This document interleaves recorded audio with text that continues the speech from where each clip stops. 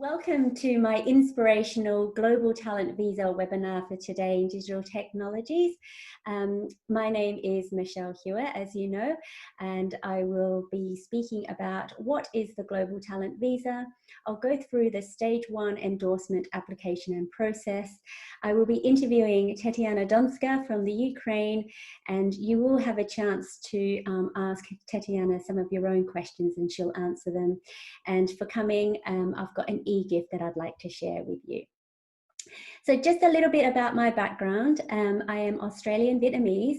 I am the founder and CEO of Made with Love. It's a UK wearable tech company designing heated gloves. I'm also the consultant for the Global Talent Visa as well. So in 2016, I was endorsed with Exceptional Talent, and after I was endorsed and I received my visa, Tech Nation asked me to be the Tech Nation Visa Ambassador. And the reason is because back then it was so new. I know it was only 4 years ago, but there wasn't a lot of information for applicants. So I became the ambassador for 2 years, where I helped a lot of tech entrepreneurs and then became a consultant. So the great thing about the Global Talent Visa is that it allows you the right to apply for indefinite leave to remain, which I received in 2019, which was last year. And then shortly after, I got my British citizenship. So my immigration journey has ended. It's been a challenging 7 years. I've been through so many visas and spent so much money, but finally I received my citizenship. So I was based in the UK for about 7 years. I lived in Manchester and Newcastle, so the north of England. But because I was designing heated gloves and in the wearable tech industry, I travelled quite a lot down to London. So London was like my second home. I was really based in London. Like every month I was down there, pretty much aware of what's going on in all three tech ecosystems. They all have their differences, but they're all just as really a collegial environment, and everyone is so supportive, and that's why I love the tech startup scene.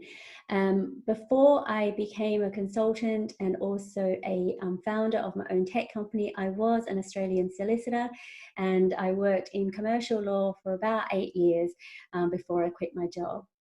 How I started all this was after I received my visa, I wrote a blog on my journey, and that blog got quite viral, and I got so many inquiries from people from all over the world, and I helped them with their questions and shared my journey as well. So as I said, I've actually helped over about 200 tech entrepreneurs and senior execs and tech employees. My success rate is about 80%.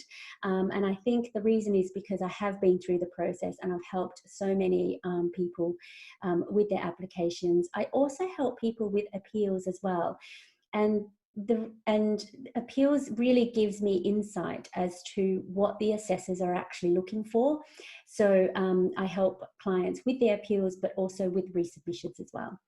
My clients include WhatsApp, Sony, Tata Communications, LinkedIn, startups, CEOs, CTOs, UX designers, and graduates. So I've helped quite a number of different types of applicants. And a quick disclaimer is I only help with stage 1 endorsements. These aren't visa applications. These are just endorsement applications, and I'm not affiliated with Home Office or Tech Nation, other than I now am a Tech Nation visa alumni. So I joined that group there. So just quickly, what is the Global Talent Visa?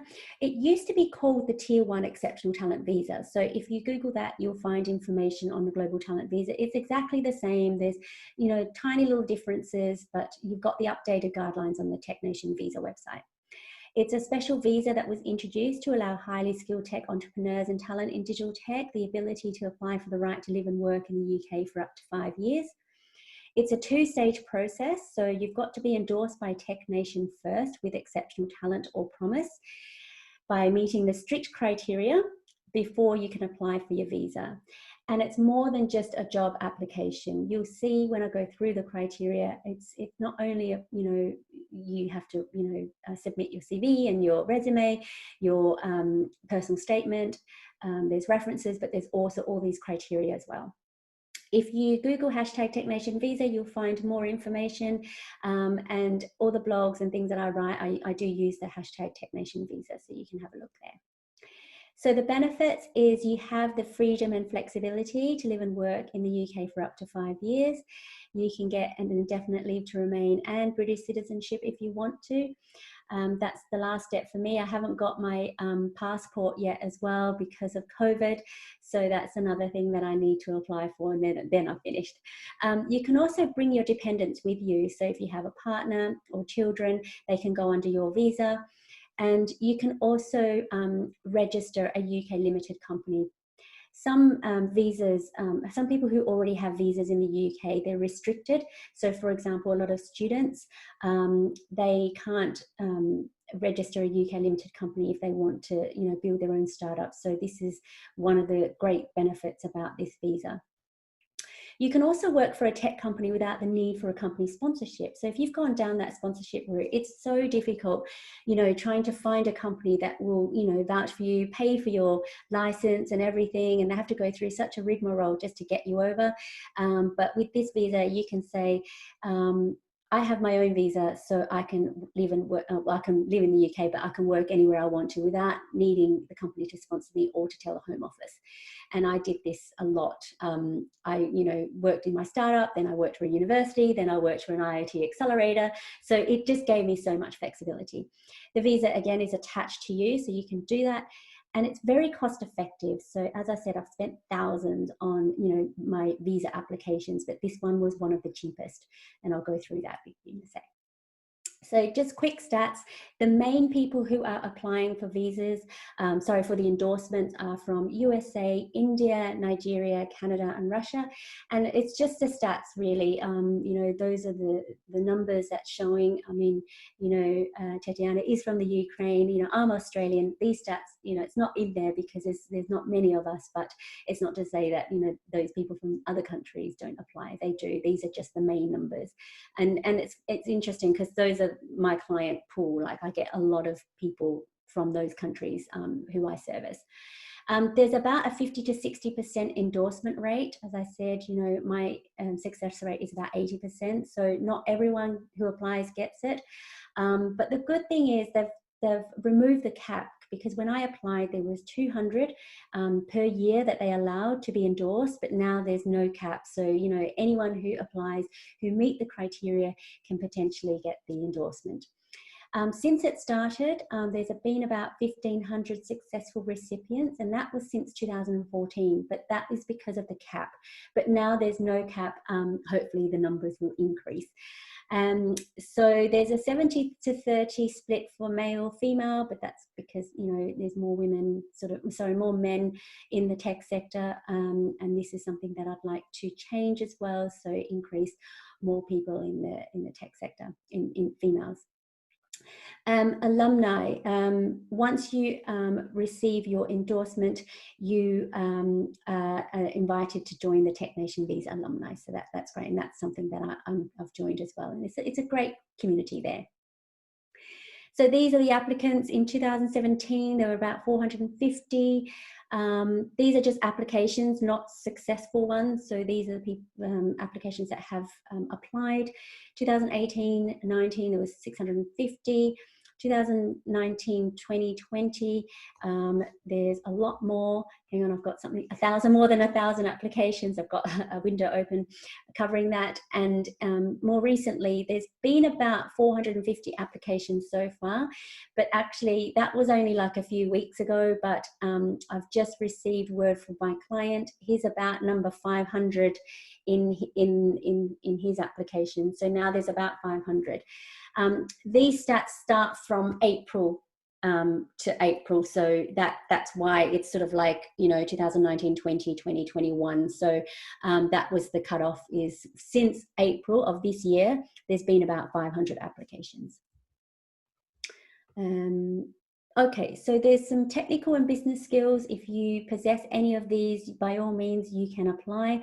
This list is not exhaustive, so you can always pick which ones that's closest to yours and apply. It's up to you to convince the assessor that you are eligible, because the tech sector moves so quickly that roles are changing, new skills and things are being developed. So just have a look at this, and if you fit in it, or if you kind of fit in it, then you should apply.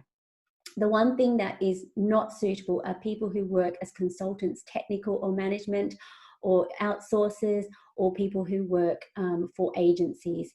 So the big test is if you have clients, they generally don't like that. It's only if you worked for a product-led digital technology company and you build products for the company and not for clients. That's the real test there. So as I said, it's a bit like a job application. So there are 15 documents which you need to prepare and submit. So you have the CV, you've got a personal statement, and the personal statement is like a professional statement of your, the achievements in your career. And then you need to provide 3 letters of recommendations by experts. And then that makes up 5 documents. And then the next 10 documents are documents where you need to select some key and qualifying criteria. You've got 6 of which you need to select 3 from. And these all need to be 3 pages maximum. So it used to be 2 pages, and when I applied, it was 2 pages. And the most frustrating thing is trying to squeeze everything in 2 pages. They've increased it now to 3 pages, which is a reprieve. But again, it still is a challenge to put everything in 3 pages. But they've been nice to do that. But the only thing is, you think it's not a lot, but 15 documents times 3 pages each, that's 45 documents. That is quite a lot of paperwork. Well, it's not paperwork, it's all online, but it's quite a number of things for the assessor to review and look at. So 45 pages all in is pretty much enough, I think. So as I said, this is the criteria. You've got, before I go ahead with the criteria, you can apply for exceptional talent or exceptional promise. Now, when I applied, there was no difference. You just had to select which one, and we didn't know what we selected. We just ticked a box. Whereas now, they've made it very clear that those who are more than 5 years in their career and in the role that they're in, or the skill that they have, you select exceptional talent. Because, 5 years, you should have quite a number of achievements under your belt. But if you're less than 5 years, you can select exceptional promise. And that's potential to be a leader in your field, or, some examples of innovation. So it's not as, the proof is not as great as if you were going for exceptional talent. The main difference also is if you go for exceptional talent, within 3 years, you can apply for indefinite leave to remain. But if you apply for promise, it's 5 years before you can apply for indefinite leave to remain. I was very lucky that when I did it, I just clicked exceptional talent, and then they made the decision that those that apply for exceptional talent and get it will get their indefinite leave to remain within 3 years. So luckily that happened after I applied, and yeah, that was the meaning then. So there's 2 criteria. There's key and qualifying criteria. The first one, and you only need to select 1 out of 2 key criteria. And then it depends if you select talent or promise, okay? So the first key criteria is about innovation. So you need to provide 3 pieces of evidence that shows either examples of innovation or proven track record of innovation. And this is your work. You can supply letters of support if you want to, but I prefer if you do show proof of your work of innovation. And that's, like prototypes and concepts and things like that. You can, if you don't meet this criteria, or you don't feel like you would meet this criteria, you can always choose the proof of recognition outside of your immediate occupation that advances the digital tech sector. So I chose this criteria when I applied. It's stuff that I did outside of my startup. So I was out there, being quite active in my tech community. I was advancing the digital tech sector by volunteering as a STEM ambassador. I was out there running events, tech events, and they have to be obviously digital tech related. I was writing articles on the wearable tech industry, that kind of stuff. So it's outside of your day-to-day job, and you do things that help promote the UK tech sector. Qualifying criteria, you've got 4, of which you need to select 2 out of 4 from. So the first one is you need to show significant technical, commercial, entrepreneurial contributions, and that's about impact. And again, this is about showing your work, but also showing the impact of your work. And how you would do that is just say how you grew the project, how you added value to the product that you developed, by showing metrics. Okay, metrics is really important. Increase revenue, reduce cost, increase efficiency, grew the business by X%, that kind of stuff. The second criteria is showing leadership or potential leadership. So any articles that you write on thought leadership about the industry in general, any awards that you've won, and it's not internal company awards, it's external industry awards. So there's lots out there. You can nominate yourself, and even just being a finalist for an award or being shortlisted is enough. The third qualifying criteria is continuous learning, and this is about certifications. So, you know, if you've done any courses, that's over 20 hours, and you can show that, you know, by doing these courses, it's progressed your career, submit those certificates, okay? And then the fourth and final one, and this is one that I chose, was academic contributions. Now, this is stuff that if you were building a product and you were also dealing with a university who is going to help you build the product by, you know, doing some research in the academic world, and you're helping them with their research and they're helping you with building your product, then this would be the criteria that you would go for. And you need to provide 3 pieces of evidence, you know, letters of support, any publications in journals, any innovation awards, you know, that you won with the university. Those types of things are proof of evidence of that. So you need to provide at least 3 pieces of evidence per criteria. So if it's 3 criteria that you're selecting, which you should, that's 3 pieces of evidence. That brings up to 9 documents. Then you've got the extra 10th document, which if you feel that you are stronger in one criteria, just add another piece of document in there. So process, again, as I said, it's very cheap. It's 456 for stage 1, and it's 152 for stage 2. Stage 2 is the visa application stage, and you only pay that if you get the endorsement. Stage 1, you pay and register online at the Home Office. Then you go and upload your documents to TechNation. It takes 8 weeks, up to 8 weeks, for TechNation to come back and provide you with a response. However, during COVID, the decisions have come back a lot quicker. I've had clients get decisions within 4 days to a maximum of about 2 to 3 weeks. So that's a great thing about COVID. I don't know what it is. I think, you know, assessors must be at home, and they're doing, you know, they're not as busy. So this is a great time to apply and to receive a result very quickly. If you are unsuccessful, you can appeal the decision. It doesn't cost any money to appeal, and you've got 28 calendar days in which to appeal. And then they've got 28 calendar days in which to respond. Now, again, during COVID, if you appeal, you know, you can appeal within a week and they could come back to you within a week. And that's usually the case, what I've seen so far. And if you are successful, you just go over to stage 2, Home Office application visa stage. This is where you put, you know, your biometrics. You have to pay this NHS or immigration health surcharge fee. Come October, which is next month, it's actually increased from 400 per year to 624 per year per applicant. When I applied, it was 200. So that's the expensive bit about this, but it's a health surcharge fee. But over the period of 5 years, it's not too bad. It just means you just have to pay it upfront. That's the only thing. This process, it says it takes between 3 to 8 weeks, but when I did it, it only took like a matter of, I think, within a week. So this is a lot quicker, but they do like to give, you know, a bit more time than necessary. And also because of COVID and some of these offices aren't open, the UK VCAS only just started opening in the UK, but it's a very quick process. So that's just a quick nutshell about the process, because I just want to get cracking on to interviewing Tetiana. I am doing office hours on Monday, so if you'd like to have a chat to me about any of your applications or anything, please do let me know in the chats and say yes, you'd like to book in, and I'll email you separately and we can have a chat on Monday, 15 minutes between 12 and 4.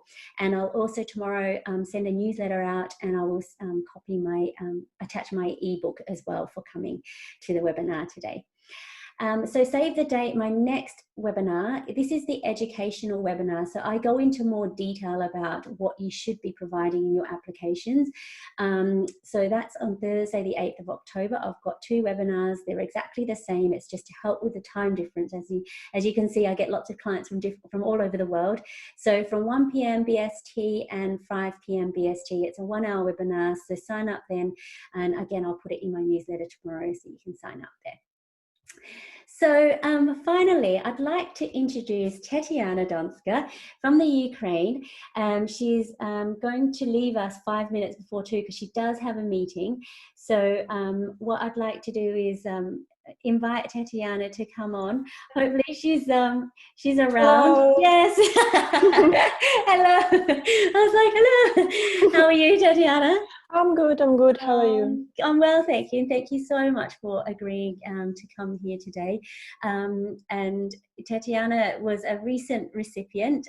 During COVID, I worked with Tetiana and we worked really hard with her application. So I'd like to welcome you today and thank you for coming on and speaking and sharing your journey, because I think that's really important, is talking to people who have been successful and asking them questions about what they did so that they can also get some insights from you. So welcome.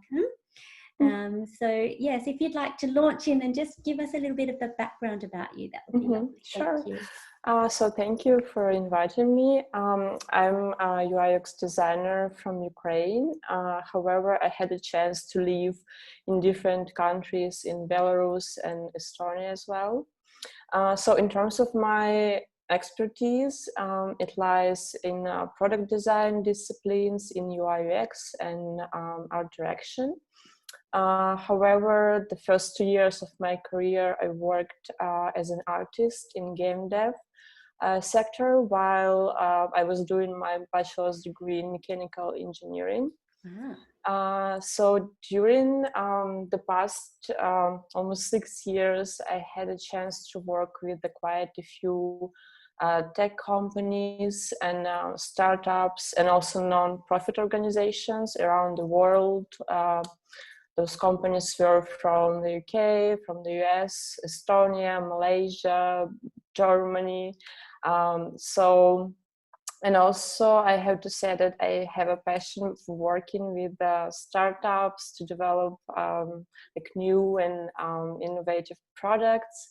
And also in my free time, I'm a mentor in a nonprofit organization which is called design.org, and also I'm a judge at awards.com, which is a professional web design and development competition body.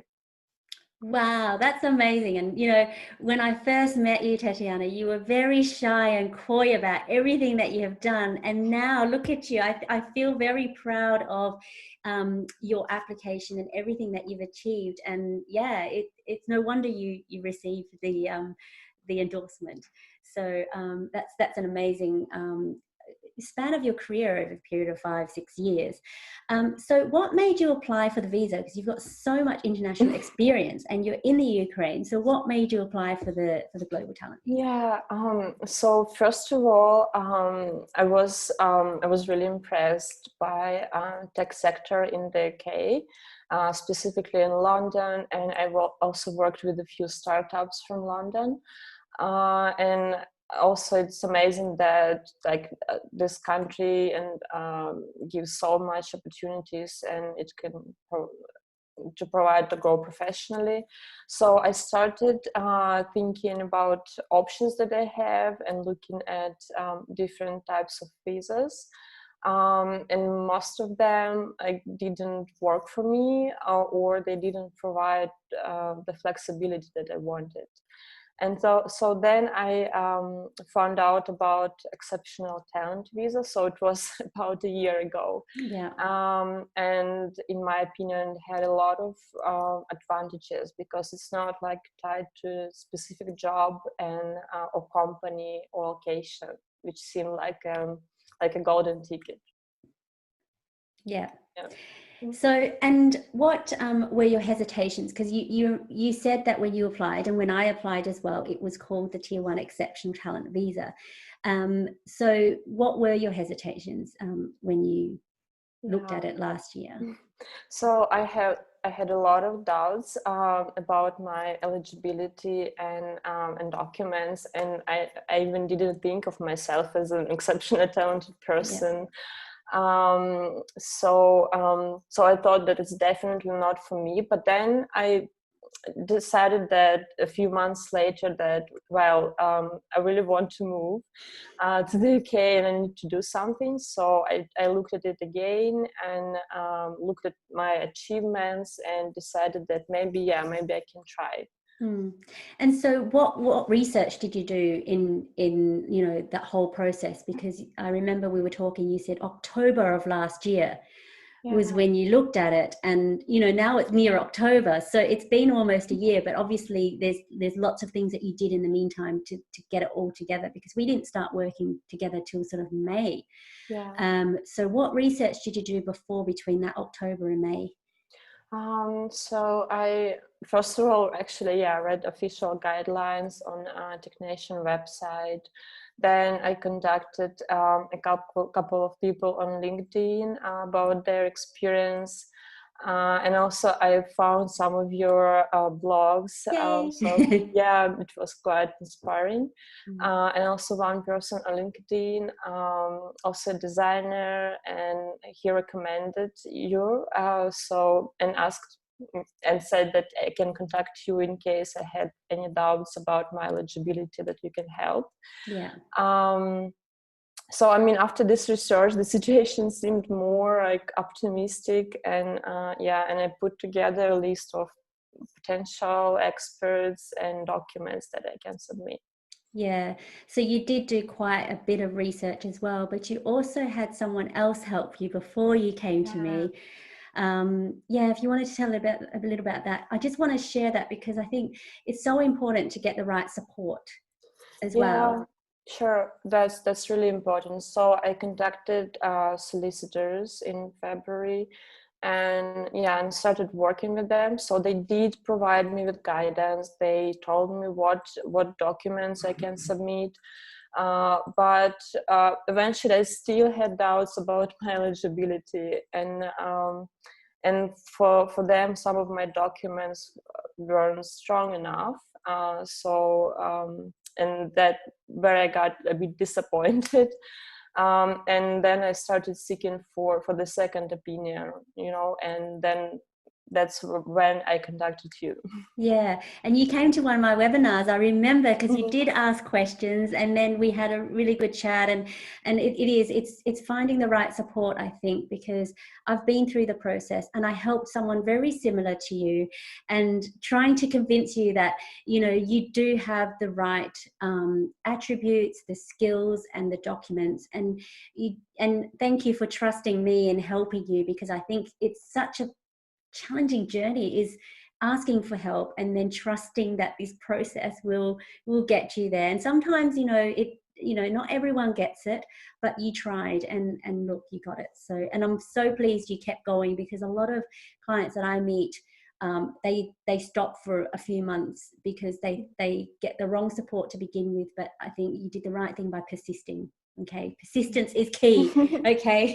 Yeah. Right, so let's have a look at your experts. Who did you ask for your experts? So as I said, that I created a list of potential experts, of senior executives and companies that I worked with, and started doing my research on them.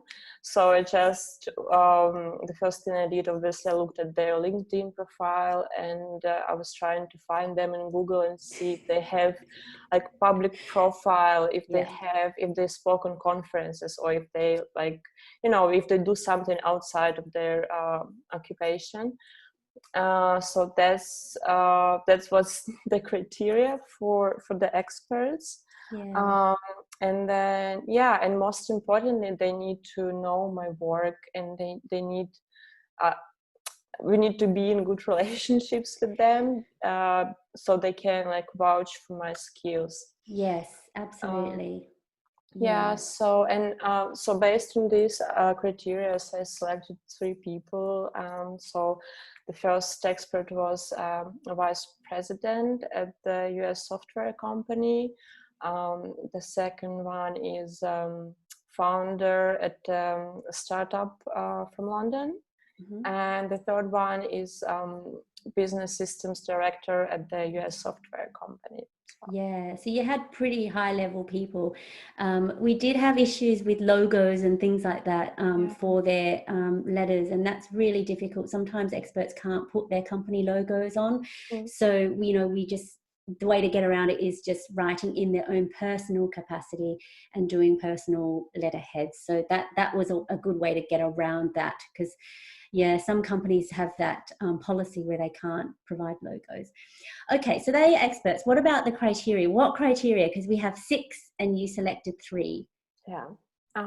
So for the key criteria, it was like really easy for me to select, because I had all the documents for innovation. So I selected the key criteria 1. And then for qualifying criteria, I was actually struggling with qualifying criteria. So for qualifying, I selected leadership. It is the qualifying criteria number 2. And I was going to select continuous learning, but I had some issues with that, because I didn't have a lot of certificates, and I was trying to think what else can I put in there to prove that I'm learning and that I have continuous learning. So it was difficult, and then I ended up selecting qualifying criteria 1, which is impact. Yeah, I think that was the big struggle. I remember you asking that question in the webinar, saying, well, I've not done any certificates, but I've done lots of continuous learning throughout my career. And you could have selected that, and we could have done the mastery of skills. But then again, you still have to show your work and how you got those skills. So it was easier to just go for the impact criteria and show your work, and then show your impact as well. So what documents did you provide for your innovation? Well, innovation impact, your documents were very similar. But so if you wanted to go through that, and you had such interesting projects that you worked on. Sure. So for the key criteria for innovation, I provided 3 documents. So the first one, it was a project I worked on as a volunteer. It was a COVID-related project. And now, as far as I know, it's was almost implemented, and it's in the stage of testing in the US. So it's really nice. So the second one is a data science related project for a large telecom company where I worked as a UX designer. And the third one is a project for a fintech startup from the UK. Yeah, and then impact. Okay, for impact again, the first one is COVID-related project, but for a healthcare organization. Then the second is project for automotive startup in Malaysia. And the third one is project for a digital theater startup. That's the one. Yes, that was really exciting. So Tetiana, you showed so much growth for those companies in your impact. You showed a lot of metrics. You showed what value you added. You showed a lot of, we did the before you started the project and after, what did it look like? And I think Tetiana's skills in UX, she's got graphic design skills. So her documents presented so beautifully. It was structured in such a beautiful way. It was 3 pages. There were diagrams, there was context, there were boxes. Everything looked really nice and pleasing to the eye, and visually, you know, it was very clear. When you just look through it, you don't have to find information. It was already there. What was the innovation? Why was it innovative? And how was it innovative? And then what impact did you make? That was so clear in your documents, and I was really proud to see it at the end. It was hard to get there at first, but yeah, all your projects is just amazing. So time-wise, oh no, sorry, we forgot to ask about the leadership document. Sorry, yeah. Yeah, so for leadership, I used my like jury certificates and some like screenshots of my certificate of my awards. Then I used my screenshot of my Behance profile. It's like a GitHub, but for designers, with a high viewership and likes, and also with some awards. And also then was an article and interview with me. Yeah, so you wrote a piece, a thought leadership piece that received, you know, X number of views. It was something that was very current in the industry that you chose to write about, and they had lots of readers and subscribers to that particular publication as well. And the interview that you did with the magazine, that was, you know, the questions they asked, it was more about, you know, your journey, how did you get to where you were, so that shows a bit of leadership as well. And all your awards, you were a judge, you know, so, and you had proof of that, so that was all really easy to show, really. But again, you presented it in such a way to show the assessor that yes, you are a leader in your field. So yeah, I'm really, really proud of that as well. I wish we could show your application documents, but you know, that it was really nicely done. So time-wise, when did you submit and when did you get your result? So I submitted my application in the beginning of August. I forgot the date. I've got the date here, 7th. Yeah. 7th, and in 10 days I received an email with the endorsement. That's crazy. That's like 10 days. So is that so, and did it go straight into your email? Because sometimes it goes into your junk inbox, but did it go into it goes straight into okay, inbox. good. Yeah, fantastic. So that was August. Now where are you at with your visa application stage? Oh, so right now, last week I applied for stage 2, and now I'm just waiting for my passport back. Fantastic. So yeah, so it's going to be very soon. And so that's only last week, so that was only around the 10th. Yeah, so you should get it soon. And then when are your plans to move to the UK? So I'm thinking, I really hope that borders won't be closed and I will get to the UK in October. So I really hope for that. Yeah, and you got in before the increase in immigration health surcharge as well. Yeah, we made sure that. Yeah, we made sure we wanted to submit so that you hopefully would get a result before, you know, October, so you can apply for your stage 2 before the the £224 increase. So we saved on that as well. So that's fantastic. Okay, so last question before we take to the attendees for the questions. What's your advice now that you've gone through the process? Luckily, you didn't get an unsuccessful result. You got straight in. What's your advice, though? Yeah, so my first advice, I think I would definitely recommend to do more research if you have hesitations, or you can contact people on LinkedIn to learn more about their stories. Or you can read Michelle's blogs and contact her if you're not sure what evidence would work for you. And also, if you're already working on your documents, I think it's very important thing is a structure of your evidence documents. It is where you need to put yourself into assessor's shoes and understand that they don't know anything about you and your work. And so your evidence needs to be like as clear as possible, and it should be like similar to probably a business case or pitch, Yeah. where you can let your work shine and you can show the best pieces of your work and what you do outside of your day-to-day job. Yeah, absolutely. I think that's a really good piece of advice. And I remember we were working on one of your documents and I just didn't understand quite clearly what it was about. So we went back and forth for that one for a long time, and finally you understood, I don't understand this. And we went through so many edits, and then finally it was good to go, because you just have to be so clear and so concise. Even though it's a complicated project, we don't need to give them all the information, just high level, this is what it is. And that's why the diagrams is the best solution, so we can show before and after. It's very super clear. So yes, yeah, definitely. That I remember that one. That was a struggle, but we got there in the end.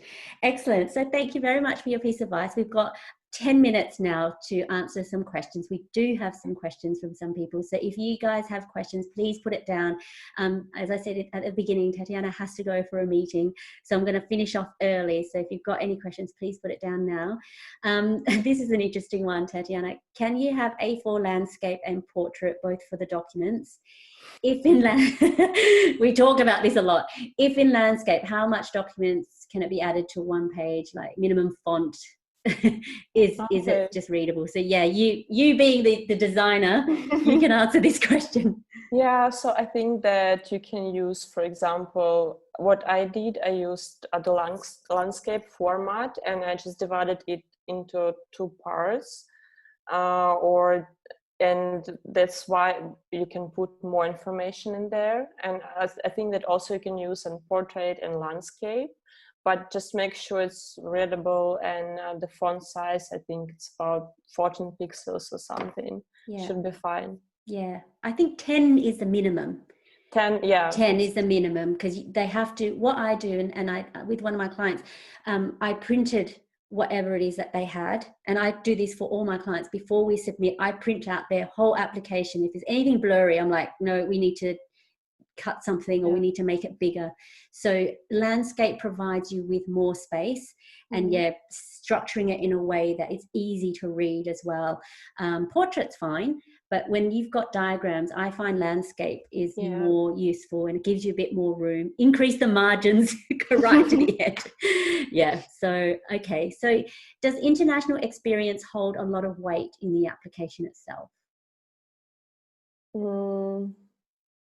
I would say probably what would make application stronger is your impact and your innovations, but about international experience, I'm not sure about that. Yeah, you definitely had international experience.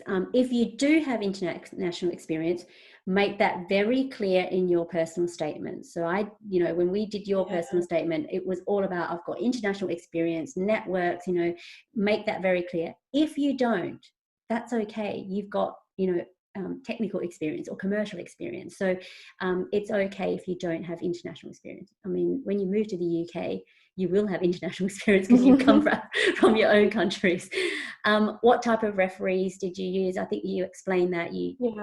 So can you use the same document, or can we document the same projects for both key criteria 1 and qualifying criteria 1 as evidence?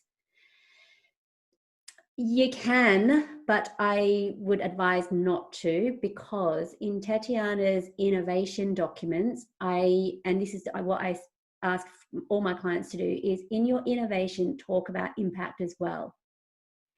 So there is a little bit at the end of innovation where you do talk about impact. Have a look at the criteria. The criteria is very clear. The innovation criteria is about innovation. So you have to talk more about why the project is innovative. The impact criteria is more about what impact did you make to the project. You do have to talk a little bit about the project and how innovative it is. And sometimes it might not be, but you have to talk about before and after, like what impact did you make to the project. I would try and use different examples if you can. So dear, this question is for me. From 20% clients that have not had success, have they reapplied for endorsement? And how many? That's a hard question about success. And so sometimes they may not be ready at the time. I mean, I present them in the best way I can, and it depends on the feedback that the assessors provide.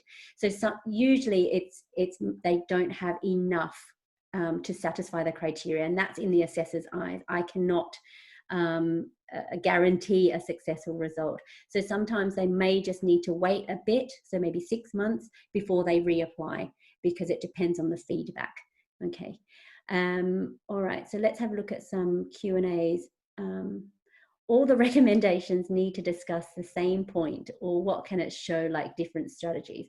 So yeah, the problem with the recommendation letters is you feel like it's going to say the same thing about you, but it is, in the sense that your future plans are going to be the same. But it needs to come from 3 different people talking about you from 3 different perspectives. So in order to do that, Tetiana, you had 3 different experts talking about 3 different projects. Yeah. And it kind of alluded to the same thing, you're highly experienced, you're highly talented, but it's saying it in different ways, right? Yeah, in different areas, like, yeah.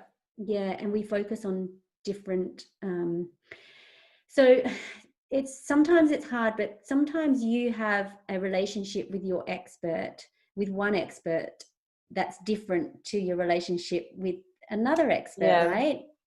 Yeah.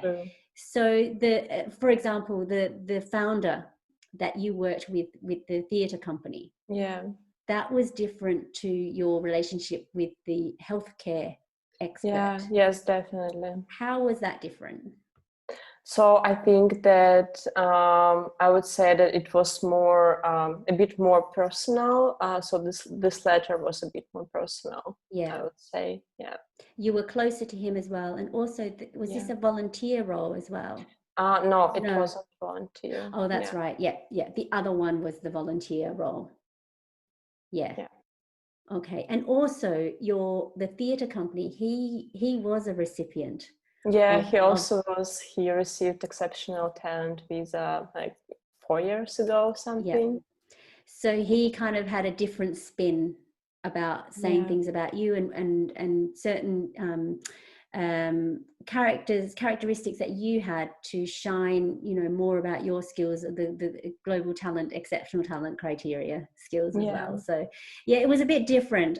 You had a different relationship, so that will come through when you ask your different experts. And I think it's important to have really different people as well, talking about different things about you.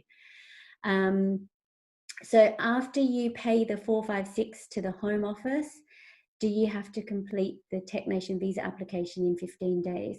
I think that's what they said. It's 15 working days.